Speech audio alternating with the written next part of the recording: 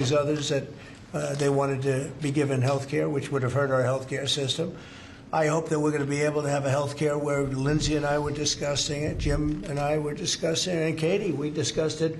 We want a health care system where we pay the money to the people instead of the insurance companies. And I tell you, we're going to be working on that very hard over the next short period of time, where the people get the money. We're talking about trillions and trillions of dollars where the people get the money. Yes, please. The Syria president, sir, could you update us on your meeting? Did you come to any agreements? Say it? With the leader of Syria you had earlier, did you come to any agreements today? Well, I've had an agreement with him. He's a very strong leader. He comes from a very tough place, and he's a tough guy. I liked him. I get along with him, the president, the new president of Syria. And we'll do everything we can to make Syria successful, because that's part of the Middle East. We have peace now in the Middle East, first time that anyone can remember that ever happening. And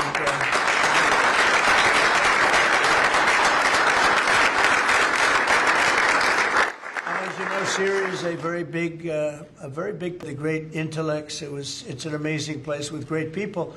And we want to see Syria be successful along with the rest of the Middle East. So I have confidence that he'll be able to do the job, absolutely. How close are you to a deal on a trade deal with India? Are you willing to consider lowering the current tariff rate? Well, right now the tariffs are very high on India because of the Russian oil, and they've stopped doing the Russian oil. It's been reduced very substantially. Yeah, we're going to be bringing the tariffs down. What kind of level are we talking about here? I mean, at some point we're going to be bringing them down. Without tariffs, this country would be in such trouble, as they were for many years. That's why we owe $38 trillion. And one of the things we're going to do, we're going to issue a dividend to our middle-income people and lower-income people of about $2,000. And we're going to use the remaining tariffs to lower our debt. We're going to be lowering our debt, which is a national security thing. So we're doing a lot of good work. And the numbers were reported so incorrectly. The real numbers are trillions of dollars have been taken in or gotten in terms of investment from the tariffs. And so if that were ever reversed, it would be a disaster. Frankly, it would be a national security problem for our country. And nobody thinks it's going to be reversed. I think we had a very good court case. As you know, it's before the Supreme Court right now. But if that were ever reversed, you know, people are saying, oh, it's $1 billion. Some people said, oh, it's $2 billion. Well, that obviously we can handle very easily. But this is trillions of dollars we're talking about in terms of the tariff income and all the investment income that's come into our country. You know, we have more than, I would say right now, more than $18 trillion. The biggest number ever is a tiny fraction of that for any country. China, the United States, the biggest number ever. If you look at the past administration, Biden, he did less than $1 trillion in 4 years. We're over $18 trillion. By the time my first year ends, we're going to have over $20 trillion of investment coming into the United States. It's unheard of. We have AI factories. We're leading China by a lot. We have cars and, you know, car plants coming in by more than we've ever had built before. All of that would go away if we lose the tariff case. So all of it would go away. So they're not giving the right numbers. It would be an economic disaster. It would be a national security disaster if we lost the case in the Supreme Court. Daniel? Can we back that tariff yes. rebate? This is an idea that you've been talking about for months. This is going to directly and positively impact millions of Americans. Why was this important for you to do, and when can Americans expect that? So I've been talking about it for a long time, the dividend to people that, you know, have suffered under the Biden administration. So Biden had the highest inflation in history, and we now are at a very low point. We're going to be hitting 1.5% pretty soon. So we're at a low point, and he was a high point. We did that. Food prices are way down. It's all coming down. And the biggest decrease, of course, is energy. And, you know, as goes energy, goes everything else. Because when energy comes down, the oil, the electric, I think you're going to see $2 gasoline or something very close to that. In fact, we're already in the twos. But I think you're going to be seeing very soon $2 gasoline. That's like the equivalent of a massive tax cut. But in addition to that, the great big beautiful bill gives you a very, very big tax cut. And then you have no tax on tips, no tax on Social Security, and no tax on overtime for the middle income and for even, frankly, anybody. but you have no tax, and the no tax on tips has turned out to be a tremendous thing. But when you think no tax on tips, no tax on overtime, and no tax on Social Security for our seniors, it's the great big beautiful bill, which has been mischaracterized, but now people they don't want to talk about it because it's so good, the enemy, because it's so good for everybody. It's the greatest piece of legislation ever passed in the history of our country in terms of size.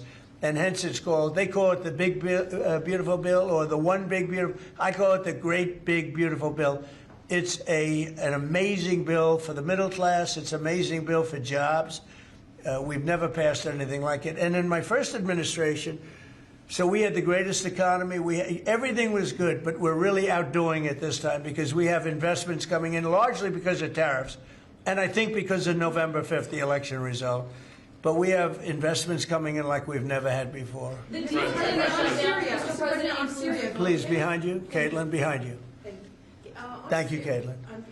On Syria, can we expect an announcement on a pact between Syria and Israel, or an announcement on them joining the anti-ISIS? Yeah, you can expect some announcements on Syria. We want to see Syria become a country that's very successful, and I think this leader can do it. I really do. I think this leader can do it. And people said he's had a rough past. We've all had rough pasts. But he has had a rough past, and I think, frankly, if you didn't have a rough past, you wouldn't have a chance. He gets along very well with Turkey, with President Erdogan, who's a great leader. Erdogan's a great leader and very much in favor of what's happening in Syria. We have to make Syria work. Syria is a big part of the Middle East. And I will tell you, I think it is working and really well. We're working also with Israel on, getting along with Syria, getting along with everybody. And that's working amazingly. As you know, Hamas has given us back numerous bodies. It sounds pretty gruesome, but it's something the parents want more than if their son had been living. Hard to believe. I've seen all of the parents, so many of the parents, and getting back the body of their son, their dead son, is as vital to them, as important to them, as if the boy was generally the boy was alive.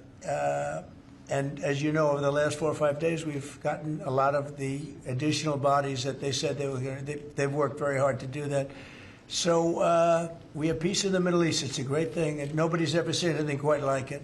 After your meeting with the Syrian president today, Switzerland, Mr. you President. posted last week about your talks with Switzerland. We're reporting that you're near a deal that would lower their rate. With Switzerland? Yeah. We're working on a deal to get their tariffs a little bit lower because. 15% is what we're doing. No, I haven't said any number, but we're going to be working on something to help Switzerland along. We hit Switzerland very hard. We want Switzerland to remain successful, and we're a part of Switzerland in the sense that they've been a very good ally. Yeah, we're working on them and some others, and we're working on others to increase them a little bit too. How close is it to Switzerland? Switzerland? What, do you have something to do with Switzerland? He wants to buy a nice watch. He wants to buy a nice Rolex, right? We'll give Rolex some publicity because Rolex they've been very nice, Now, look, it's a beautiful country. It's a small country, but economically very big. So we're working on something. Caitlin? After meeting with the Syrian president earlier today, Marjorie Taylor Greene, who is a big ally of yours, said that she would rather see you focused on nonstop domestic policy meetings here at the White House instead of nonstop foreign policy meetings. What's your response to her saying that, and also saying that grocery prices are up and not down, as you've said? Yeah, so I don't know what happened to Marjorie. She's a nice woman, but I don't know what happened. She's lost her way, I think. But I have to view the presidency as a worldwide situation, not locally. I mean, we could have a world that's on fire where wars come to our shores very easily if you had a bad president. We had a horrible president, and we ended up with Russia-Ukraine, and we ended up with other disasters, too. Don't forget, I put out 8 wars, 9 to come. I think I'll get the other one taken care of, but I put out 8 wars. And look at the damage that Russia-Ukraine has done to us as a country. I mean, we spent $350 billion. We're not spending any money anymore. Now they pay us through NATO. I got NATO to go from 2% to 5%. Well, that's very important. When you're president, you really sort of have to watch over the world because you're going to be dragged into it otherwise. You're going to be dragged into a world war. I think if I weren't president, first of all, that war would have never happened if I was president. And if I weren't president, that war could have led to World War III. It won't. It's not going to anymore. But when I first got in, I said, wow, this situation could lead to World War III. And I got NATO together. I got everybody together. But with all of that, I passed a great, big, beautiful bill, which is the biggest tax cuts in the history of our country. So when somebody like Marjorie Taylor Greene, who's now catering to the other side, I don't know what, I guess she's, got some kind of an act going, but I'm surprised at her. But when somebody like Marjorie goes over and starts making statements like that, it shows she doesn't know. I don't devote a lot of my time. Let me give you another example. China. China was going to hit us with rare earth. Now, everybody says, oh, what does that mean? Magnets. If China refused to give magnets, because they have a monopoly on magnets, because they were allowed to happen over a 32-year period, there wouldn't be a car made in the entire world. There wouldn't be a radio. There wouldn't be a television. There wouldn't be internet. There wouldn't be anything, because magnets are such a part. Now, nobody knows what magnets are, and not overly sophisticated, but to build a magnet system would take 2 years. So if I weren't able to say to China, look, if you're going to do that to us, we're going to charge you 158% tariff. It was 100% on top of 58%. And China called up immediately and said, we will make peace. And we made peace. We made a great deal. We made an unbelievable deal. China's paying tariffs to the United States, not the United States paying tariffs to China, which has always been the way it was. Nobody can believe these deals. But so when somebody makes a statement about he's devoting time to the world, well, the world is the United States, because if the world's in trouble or if the world is ripping us off, the world was ripping us off before I came here. Europe was getting massive tariffs. They were sending us 9-10 million cars a year. We were sending them none. They were not taking our agriculture. We were taking massive amounts of their. It was so unfair. Now we have a deal where $950 billion is coming into the United States because of me and because of tariffs. So if I don't do all these things, our country is doing very poorly. So, it's easy to say, oh, don't worry about the world. But the world is turning out to be our biggest customer. The world was on fire. And we could have been in that fire very easily if you didn't have a president that knew what he was doing. What about can you guarantee to Americans that travel is going to go back to normal once the government... That travel is? Oh, yeah. It'll go better than normal. You know why? When the government reopens. Yeah, sure. It'll be much better than normal because we're buying the most sophisticated avionics and, technology for our control towers. And we didn't have that. We had a guy named Buttigieg. Edge, they say is the best way. Just say two edges, like off the edge of a cliff, which is where they were taking us, by the way. Edge was the Secretary of Transportation, and he spent billions of dollars trying to patch together our air traffic control system, which was a conglomeration of all different systems in all different cities. They had hundreds of companies working on it. And they were spending billions of dollars. And when they turned it on, it didn't work. It didn't even work a little bit. That's why you had a helicopter crashing into an airplane, that if we had a great system, bells and whistles would have started going off. So we are now in the process. We're in final bids of getting the finest system anywhere in the world. I've analyzed it. Sean Duffy has been working really hard on it, doing a fantastic job, by the way. And over the next 2 or 3 weeks, we'll be handing out the finest air traffic control system anywhere in the world. All the towers will be equipped.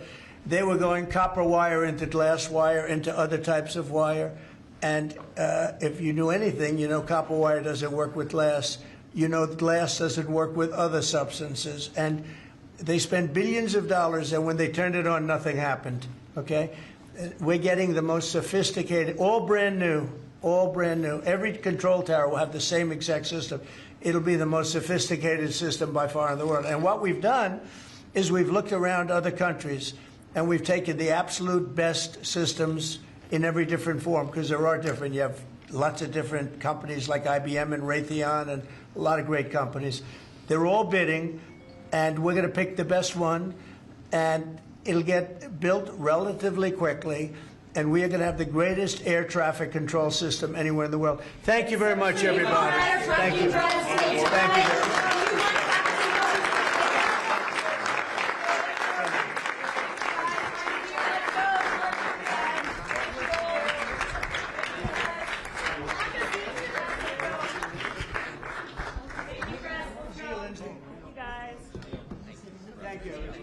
Thank you, sir. Thank you, press. Thank you, press. Thank you, Thank you, Mr. press. President. Thank you, Mr. President. Thank you.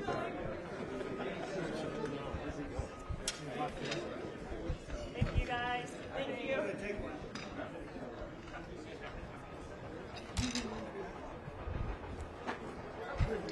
Someone drop the race. Fuck.